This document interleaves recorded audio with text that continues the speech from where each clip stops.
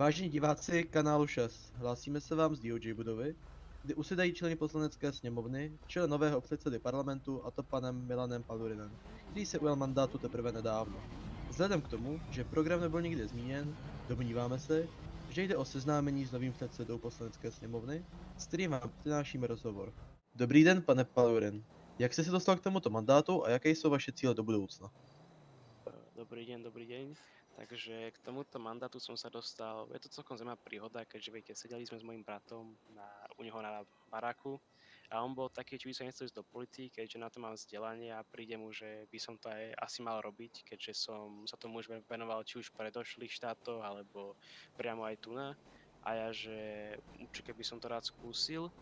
No a tak som si dal stretko s guvernérom a guvernér povedal, že sa na tú pozíciu hodím, či už kvalifikačne, alebo čisto už len tým, že mu prídem ako zodpovedný človek, takže toto bolo vlastne taká moja storka, ako som sa k tomu dostal. No a ciele, viete, chcel by som byť nestranný a snažiť sa tu na či už štát alebo mestu pomáhať čím najviac ako to dokážem, alebo byť len dobrý kamarát so stranami, čo mi príde ako hlavnou úlohou. Nevytvárať si nepriateľov, ale priateľov predsa len, keďže som v úvodzovkách hlava momentálne. Super. Jak hodnotíte své první zasedání? Mal som z toho dosť veľký stres popravde, keďže predsa bolo to prvé na takejto vyššej pozícii, keďže dovtedy som len bol v parlamente a hlasoval som na tlačítkach áno alebo nie.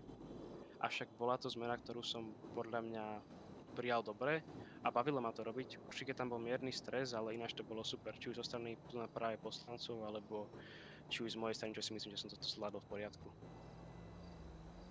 A poslední dotaz, co na vás mám, se chtěl vzkázat občanům.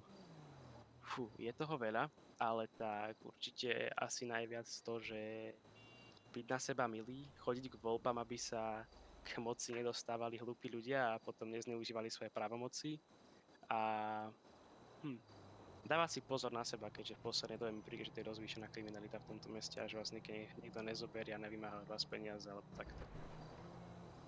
Moc krát děkujeme za rozhovor, za kanál 6 vám přejeme mnoho úspěchů ve vaší kariéře. Za kanál 6, Wade Gray.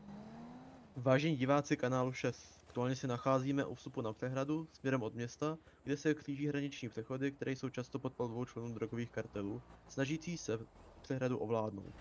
Dle policejních hlášení se kriminalita v této oblasti zvýšila na celých 70%, a proto vás policie žádá, abyste se v zájmu vaší bezpečnosti tomuto místu vyhýbali, vzhledem k možnému střetu s těmito vysoce ozbrojenými a nebezpečnými osobami.